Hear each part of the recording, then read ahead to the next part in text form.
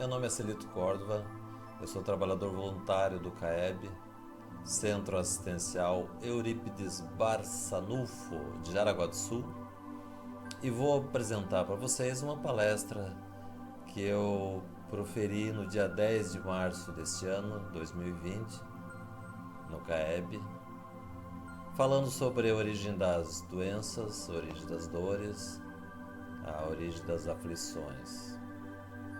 É uma rápida reflexão a respeito desse assunto e espero que vocês apreciem. Esse assunto é, sem dúvida, um dos assuntos de maior interesse, tanto das religiões quanto da medicina. Então, aqui, hoje, analisaremos brevemente essa questão por dois pontos de vista, dois modos de pensar. Segundo o Espiritismo, que trata isso como a origem das aflições, e segundo a medicina, como a origem das doenças. Então, analisaremos sobre esses dois aspectos. Segundo o Espiritismo, segundo Allan Kardec, as causas das aflições devem ser procuradas inicialmente na presente encarnação, na atual encarnação. Não encontrando aqui a origem dessa encarnação, ela deve ser investigada se está numa existência passada, ou ela pode ser investigada se está numa existência passada. Mas devemos sempre partir do princípio que elas são justas, que todas as provas, todas as expiações, todas as dores têm uma causa e essa causa é sempre justa. Porque se não pensarmos, podemos cair no erro de jogar a culpa nas outras pessoas ou jogar em Deus, como quando na realidade toda a culpa está em nós mesmos, ou toda a causa está em nós mesmos. Pois tudo que nos acontece tem um motivo ou tem uma causa. Isso até mesmo a ciência nos ensina. Tem as leis das ciências que mostram isso. Embora nós nem sempre vejamos isso com clareza.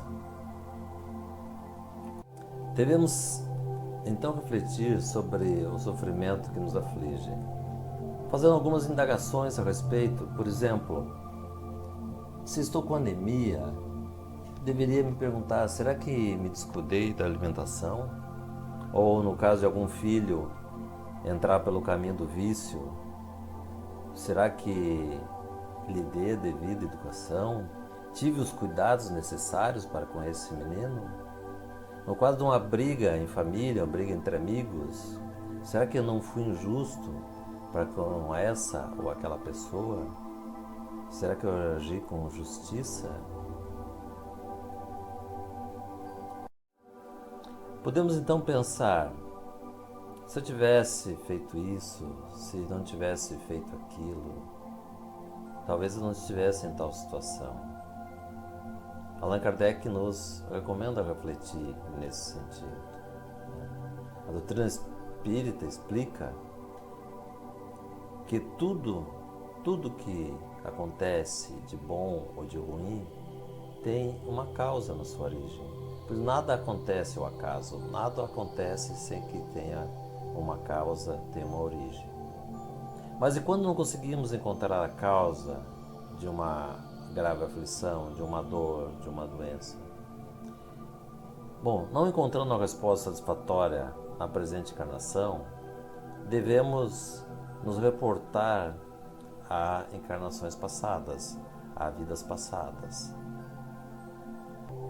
Segundo Allan Kardec, em sua obra O Evangelho segundo o Espiritismo, os sofrimentos por causas anteriores são frequentemente como os das causas atuais, a consequência natural da falta cometida.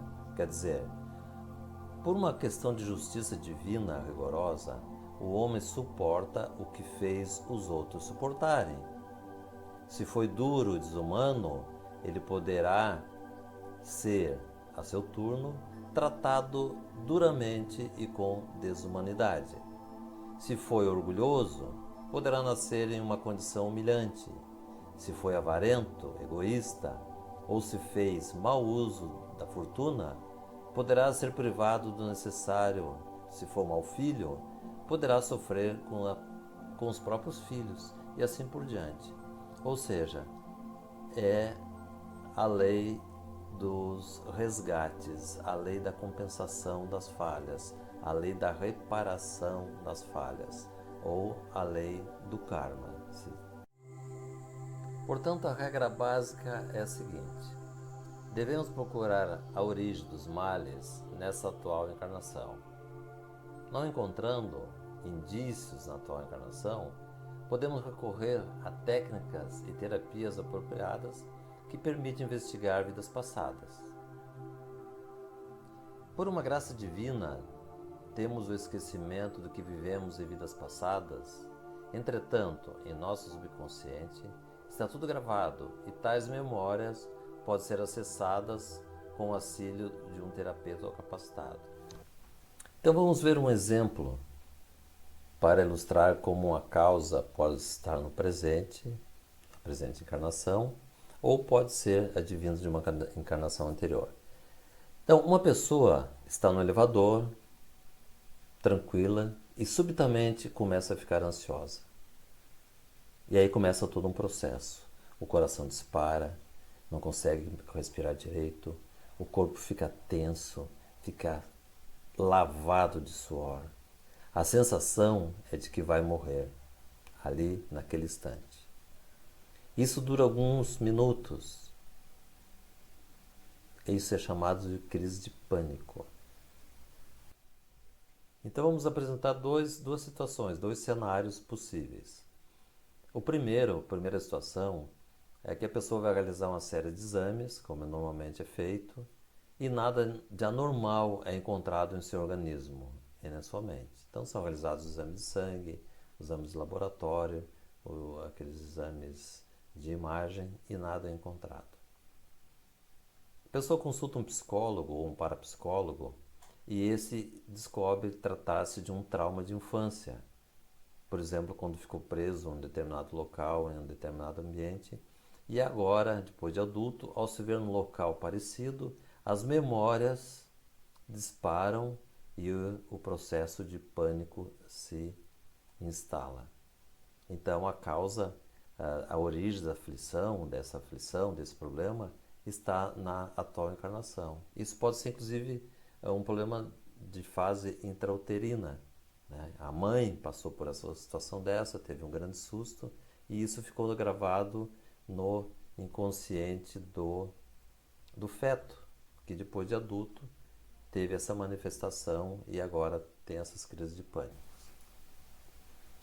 A outra situação, a situação 2, é aquela que, após todos aqueles exames, onde nada é encontrado, o psicólogo, o parapsicólogo não descobriu nada, nenhum trauma associado a esse problema na atual encarnação, e, continuando a terapia, faz uma regressão a vidas passadas e descobre-se que, em uma encarnação pregressa, essa pessoa passou por grandes sofrimentos, talvez seguido de morte, em um local fechado, em um local que agora, estando numa situação que ela entende parecida, desperta toda aquela lembrança do sofrimento que teve e que agora tem a impressão de que vai passar por aquilo tudo de novo.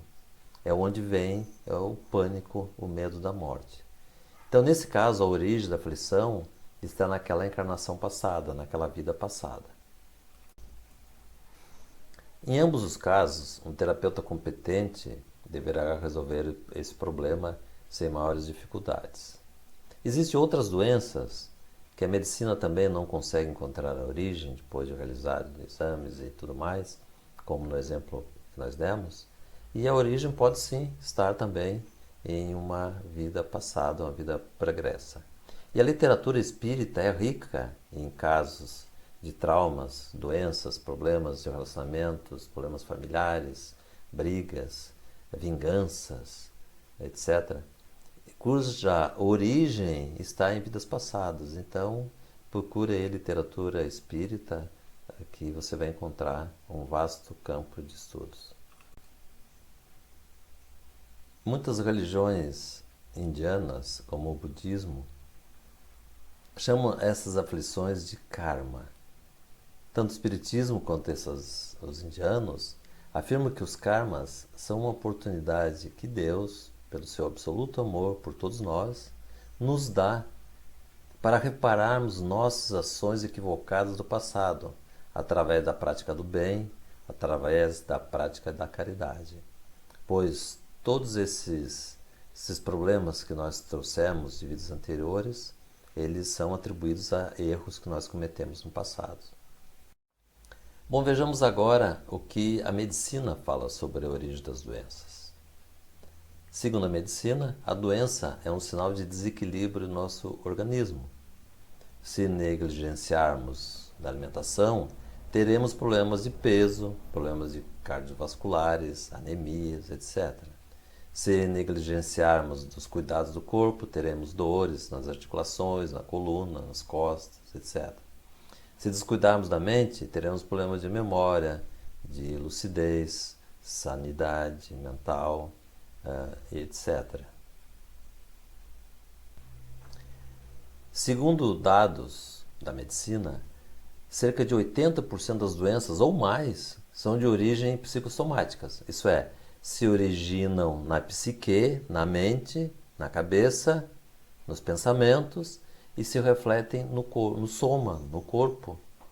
Por isso se diz psicossomática.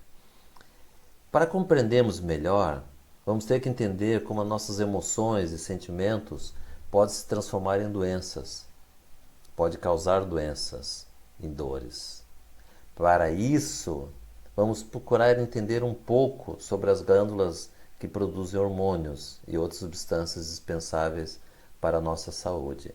Vamos ver o nosso sistema endócrino. Essa figura mostra o nosso sistema endócrino, que são as glândulas que nós temos no nosso organismo e que produzem hormônios e outras substâncias, os neurotransmissores, que são indispensáveis para nosso equilíbrio, para a nossa saúde, nosso equilíbrio físico e mental. Então ali você pode ver que tem a diferença entre o homem e a mulher, são os órgãos sexuais, ovário na mulher, testículos no homem, e os demais são iguais: pâncreas, as suprarrenais, o timo, as paratireoides, tireoide, a pituitária, a glândula pineal, que vão produzir os hormônios necessários para o nosso equilíbrio físico e mental. Existem dezenas de hormônios. Os principais são esses que aparecem nessa figura, que no caso da mulher, os órgãos sexuais produzem o estrogênio, a progesterona, no homem é o androgênio, o estradiol, e os demais importantes, insulina, adrenalina, noradrenalina, timosina, produzida pelo timo, T3, T4 e tiroxina, produzida pela tireoide, paratireoide, TSH, vasopressina, endorfina, produzida pela pituitária, a melatonina, produzida pela pineal, são alguns dos principais hormônios que o nosso organismo produz e, como eu já falei, são indispensáveis para o nosso equilíbrio físico e mental. Aqui temos alguns exemplos de como os hormônios e neurotransmissores afetam a nossa saúde. Veja que no caso de esquizofrenia, a pessoa apresenta uma autoprodução de dopamina. Ansiedade, ao contrário, uma baixíssima produção de dopamina. Em caso de felicidade, uma grande produção de serotonina. Depressão, a pessoa tem baixos níveis de serotonina e de dopamina. A pessoa que está apaixonada, a pessoa que ama, ela tem quantidade bem grande de dopamina, serotonina e ocitocina. E quando você está em situação de medo, você vai produzir grandes quantidades de adrenalina e noradrenalina. Então, como diz o nosso amigo, está quimicamente explicado. Essas quantidades de hormônios vão aparecer no sangue. Você vai fazer um exame de sangue e vai aparecer lá. né? Provando que está relacionado o nosso estado mental, nossos sentimentos, com a nossa produção hormonal. Por isso eu estou tocando nesse ponto. Nós temos que cuidar dos nossos sentimentos para poder mantermos a nossa produção hormonal equilibrada e assim não desencadearmos doenças. A diminuição dos hormônios e neurotransmissores provoca alterações e doenças psiquiátricas, como os transtornos de humor, transtornos de ansiedade, transtornos alimentares, transtornos sexuais, distúrbios do sono, distúrbios de memória, de aprendizagem, bem como doenças neurológicas, como fibromialgia, dores crônicas, enxaquecas, mal de Parkinson, Alzheimer, convulsões, epilepsia e outros. Sabemos também que pessoas raivosas têm problemas gástricos, com úlceras, e podendo evoluir para até câncer no intestino. Sabemos também que pessoas tristes, pessoas muito magoadas, elas são propensas a desenvolver câncer.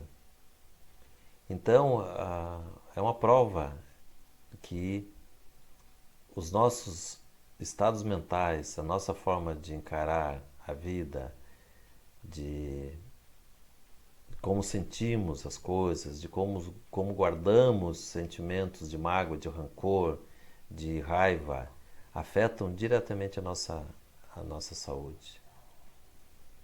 E isso acontece porque, através desses sentimentos, eu repito, através desses sentimentos, nós influenciamos a nossa produção de hormônios, que vão produzir, então, esses efeitos nos órgãos que estão associados ou que dependem desses hormônios produzidos pelo nosso organismo. Daí essa relação entre estados mentais e a produção de hormônios e neurotransmissores. Entretanto, a dor não é um castigo, é uma contingência inerente à vida, cuja atuação visa a restauração e o progresso, que é o nosso objetivo em cada encarnação, é continuar a progredindo como ser humano, como espírito. A dor física é um aviso do corpo que negligenciamos em algum momento as boas práticas de alimentação, exercícios físicos e equilíbrio mental, como já falamos anteriormente. Então, esse desequilíbrio é a doença. Existe ainda a dor kármica, a dor de expiação, de restauração, que vem de vidas passadas. É a dor que nos liberta de dívidas passadas e nos reajusta perante a vida, repondo nossa alma no roteiro certo, no roteiro que nós definimos. Uma vez resgatado o karma, a dor cessa. Jesus, quando falava de dor, sede e fome, referia-se à dor evolução. É a dor que incita o crescimento do espírito, impulsionado pela fome de aprender e pela sede do saber. Para reverter o processo das doenças, devemos sempre seguir os tratamentos médicos. E para prevenir novas doenças, que é a origem das dores, sempre seguir as orientações indicadas pelos profissionais de saúde, tais como caminhadas regulares, de preferência diárias, banhos de sol, 15, 20 minutos de banho de sol para a produção da vitamina D e melhorar a imunidade, alimentação equilibrada, não precisa nem falar, exercícios físicos moderados, também indispensável para o sistema cardiovascular e tudo mais, ingestão de muita água, hidratação contínua, são as indicações que os médicos, os fisioterapeutas, os profissionais de saúde, nutricionistas indicam. Além disso tudo, falando agora da parte mais mental, para uma vida mais feliz, mais equilibrada, com menos estresse, com mais tranquilidade para lidar com os problemas do dia a dia, temos algumas dicas. Primeira delas, pratique relaxamento. pratique meditação, pratique concentração, ame a si mesmo. Dedique alguns minutos, 10 minutos, 15 minutos por dia para fazer isso, fazer um bom relaxamento, fazer uma boa concentração. Isso vai te proporcionar aquele equilíbrio que nós estávamos falando da produção de hormônios, indispensável para uma vida saudável. Essa é a primeira dica. A segunda, ame a si mesmo e ao próximo, como falou Jesus. Pratique o perdão, pratique o Ho'oponopono. O Ho'oponopono você encontra no YouTube. É uma técnica fantástica que nos ensina a perdoar. E com isso, faz com que nós deixemos de produzir veneno querendo que o nosso inimigo morra. Porque é isso que a gente faz quando tem raiva de alguém. A nossa produção de hormônios, a bilis, produz sucos gástricos que vão causar problemas estomacais, vai causar gastrite, úlcera, podendo até se tornar em câncer. Sabemos também que as pessoas muito tristes, muito magoadas, que não conseguem perdoar, têm uma propensão a desenvolver câncer. Terceira dica, pratique a caridade, ame ao próximo como a si mesmo. Chico Xavier nos indicou, nos falou sobre a caridade. Chico Xavier nos falou isso, fora da caridade não há salvação. Pois é praticando a caridade que nós desenvolvemos o amor a outras pessoas, o amor incondicional, o amor verdadeiro. Praticando a caridade, a alegria que nós proporcionamos às pessoas que ajudamos se torna alegria para nós mesmos. Essa alegria nos deixa felizes. E nós estamos felizes, nós estamos bem, estamos equilibrados, e é tudo que nós queremos, é ser felizes. E essa é uma grande maneira, é uma ótima maneira de você ser feliz. Ajudar as pessoas a serem felizes. Assim então estaremos eliminando as causas das nossas aflições, resgatando karmas, gerando bons sentimentos, criando uma aura de amor e paz onde quer que estejamos. E, talvez o mais importante, nos livrando ou aceitando melhor as nossas dores. Esse é o recado que eu tinha para hoje. Espero que tenha contribuído de alguma forma para que aceitemos melhor as nossas vicissitudes. Esse é o vídeo que eu falei sobre o relaxamento dinâmico, está na página do CAEB. Algumas referências bibliográficas para quem quiser saber mais. E seja você também um voluntário. Muitas pessoas precisam de pessoas como você. Muito obrigado, fique na paz de Deus. Até a próxima. Tchau.